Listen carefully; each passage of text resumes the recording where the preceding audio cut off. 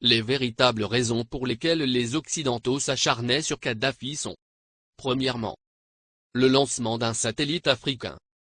C'est Kadhafi qui offre à toute l'Afrique un satellite de télécommunication et opère la première vraie révolution des temps modernes. Ce satellite assure la couverture universelle du continent pour la téléphonie, la télévision, la radiodiffusion et de multiples autres applications telles que la télémédecine et l'enseignement à distance.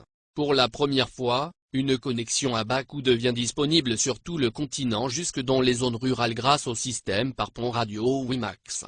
Cette histoire démarre en 1992 lorsque 45 pays africains ont créé la société Rascom, pour disposer d'un satellite africain et faire chuter les coûts de communication sur le continent. Téléphoner de et vers l'Afrique était alors le tarif le plus cher au monde, parce qu'il y avait un impôt de 500 millions de dollars que l'Europe encaissait par an sur les conversations téléphoniques, même à l'intérieur du même pays africain pour le transit des voix, sur les satellites européens comme Intelsat. Un satellite africain coûtait juste 400 millions de dollars payables une seule fois et ne plus payer les 500 millions de locations par an. Quel banquier ne financerait pas un tel projet? Mais l'équation la plus difficile à résoudre était: comment l'esclave peut-il s'affranchir de l'exploitation servile de son maître, en sollicitant ce dernier pour y parvenir? Ainsi, la Banque mondiale, le FMI, les États-Unis et l'Union européenne, ont fait miroiter inutilement ces pays pendant 14 ans. C'est en 2006 que Kadhafi met fin au supplice de la mendicité aux prétendus bienfaiteurs occidentaux, pratiquant des prêts à taux usuraires. Le guide libyen a ainsi mis sur la table 300 millions de dollars, la Banque africaine de développement a mis 50 millions, la Banque ouest-africaine de développement 27 millions, et c'est ainsi que l'Afrique a depuis le 26 décembre 2007 le tout premier satellite de communication de son histoire.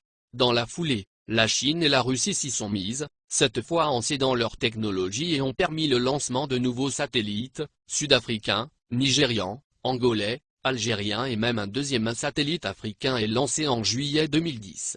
Et on attend pour 2020, le tout premier satellite technologiquement 100% africain est construit sur le sol africain, notamment en Algérie. Ce satellite est prévu pour concurrencer les meilleurs du monde mais à un coût 10 fois inférieur. Un vrai défi. Voilà comment un simple geste symbolique de 300 petits millions peut changer la vie de tout un continent. La Libye de Kadhafi a fait perdre à l'Occident pas seulement 500 millions de dollars par an, mais les milliards de dettes et d'intérêts que cette même dette permettait de générer à l'infini et de façon exponentielle, contribuant ainsi à entretenir le système occulte pour dépouiller l'Afrique. Deuxièmement, l'institution d'un fonds monétaire africain entre autres.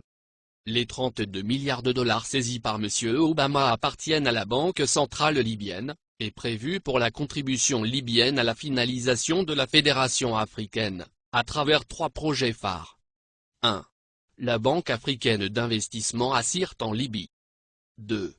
La création en 2011 du Fonds monétaire africain avec un capital de 42 milliards de dollars, avec Yaoundé pour siège. 3. La Banque centrale africaine avec le siège à Abuja au Nigeria. La première émission de la monnaie africaine signera la fin du franc CFA, grâce auquel Paris a les mains mises sur certains pays africains depuis 50 ans. On comprend dès lors et encore une fois la rage de Paris contre Kadhafi. Le Fonds monétaire africain doit remplacer en tout et pour tout, les activités sur le sol africain du Fonds monétaire international, FMI, qui avec seulement 25 milliards de dollars de capital a pu mettre à genoux tout un continent avec des privatisations discutables, comme obliger les pays africains à passer d'un monopole public vers un monopole privé. Ce sont les mêmes pays occidentaux qui ont frappé à la porte pour être aussi membres du Fonds monétaire africain, et c'est à l'unanimité que du 16 au 17 décembre 2010 à Yaoundé, que les Africains ont refusé cette convoitise, instituant que seuls les pays africains seront membres du Fonds monétaire africain. Il est donc évident qu'après la Libye, la coalition occidentale déclarera sa prochaine guerre à l'Algérie, car en plus de ressources énergétiques énormes, ce pays dispose d'une réserve monétaire de 150 milliards d'euros. Ce qui devient la convoitise de tous les pays qui bombardent la Libye et qui ont tous quelque chose en commun, ils sont tous financièrement quasiment en faillite. Les États-Unis à eux seuls ont 14 000 milliards de dollars de dette, la France, la Grande-Bretagne et l'Italie ont chacun environ 2 000 milliards d'euros de dette publique. alors que les 46 pays d'Afrique noire ont au total, moins de 400 milliards de dollars de dette publique. Créer des fausses guerres en Afrique dans l'espoir de trouver de l'oxygène pour continuer leur apnée économique, qui ne fait que s'empirer et ne fera qu'enfoncer les Occidentaux dans leur déclin qui a débuté en 1884 lors de la conférence de Berlin.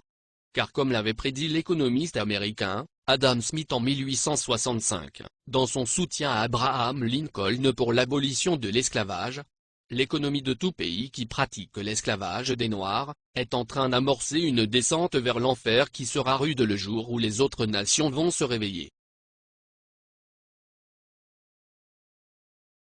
Pour empêcher Mouammar Kadhafi de concrétiser le rêve de millions d'Africains dès 2014, il fallait donc l'éliminer avant, ou perdre le contrôle total de l'Afrique. Voici toute la raison qui guida la France, les États-Unis, la Grande-Bretagne et leurs alliés dans leur campagne contre Kadhafi. Monnaie, Fonds monétaire africain, Banque centrale africaine, télécommunications, transport, États-Unis d'Afrique. Mouammar Kadhafi avait ingénieusement tout planifié, se fixant comme délai l'année 2014 pour la création de la Banque centrale, le Fonds monétaire et bien d'autres encore pour affranchir le continent noir, après un demi-siècle d'indépendance aux allures de paroles suivies d'aucun acte ou de gouverner sans régner. Après avoir émis l'idée en 2000, lors du sommet de l'Organisation de l'Unité africaine, il a obtenu la création de l'Union africaine quelques années plus tard, le guide libyen pousse le bouchon plus loin. Satellite africain et Afriquia, deux idées concrètes pour l'unité. Mouammar Kadhafi pousse ses pairs à acheter un satellite africain pour que l'Afrique ait son indépendance en matière de communication. Il préfinance cet achat avec plusieurs centaines de millions de dollars américains. Il sait dépenser sans compter. Ainsi pour acheter le satellite africain, il a mis 300 millions de dollars sur la table, témoigne Moustapha Cissé, ancien ambassadeur du Sénégal en Libye, et ex-conseiller spécial de l'ex-président sénégalais Abdou Diouf, en charge du monde arabo-islamique. Le guide de la Jamaïria libyenne offrit ainsi Rascom CAF 1, le premier satellite de télécommunication entièrement dédié au continent africain et ses îles.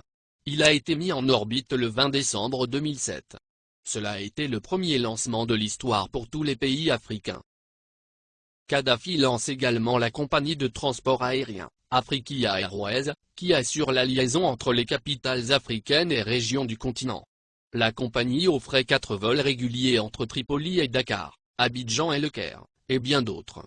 Beaucoup de gens utilisaient la ligne Afriquia pour aller à Paris. Parce qu'on pouvait faire Dakar, Tripoli, Paris, et retour à 400 000 francs CFA, 615 €, ajoute le diplomate sénégalais. Alors Tripoli était devenue une plateforme de communication entre l'Afrique, le monde arabe et l'Europe. La monnaie et la Banque centrale africaine en 2014. Kadhafi avait proposé la mise en place d'une union monétaire africaine, UEMA. Il avait dégagé 30 milliards de dollars pour la création de l'UEMA qui devrait avoir Yaoundé au Cameroun pour siège. Il avait également prévu la création d'une banque centrale africaine, BCA, qui devrait installer son quartier général à Abuja, la capitale fédérale du Nigeria. Il était question que cette banque africaine commence à émettre une monnaie africaine à partir de 2014. Ce qui ne plaît pas aux Occidentaux, parce que ça nous permettrait de nous passer du franc CFA, et des autres monnaies qui ne font que briser nos économies. Kadhafi avait une politique africaine très dynamique. Du Sénégal au Tchad, en passant par la Guinée, la Côte d'Ivoire, le Ghana, le Libéria, le Bénin, le Togo, le Nigeria, le Niger, le Mali, etc. Le guide libyen a investi des milliards de dollars dans les secteurs agricoles, hydrocarbures, hôtellerie et tourisme, et dans l'équipement. Au Mali, le plus petit investissement libyen est chiffré à 50 milliards francs CFA dans l'industrie hôtelière. Ces investissements libyens dans l'hôtellerie sont estimés à plus de 50 milliards de francs CFA, a déclaré Oumar Bala Touré, directeur général de l'Office malien du tourisme. Plusieurs autres centaines de milliards ont été investis dans le secteur agricole. Pour les Maliens, Kadhafi est un homme qui s'est engagé pour la cause africaine. Le Conseil national de transition, CNT, est considéré au Mali comme un organe rebelle soutenu par la communauté internationale.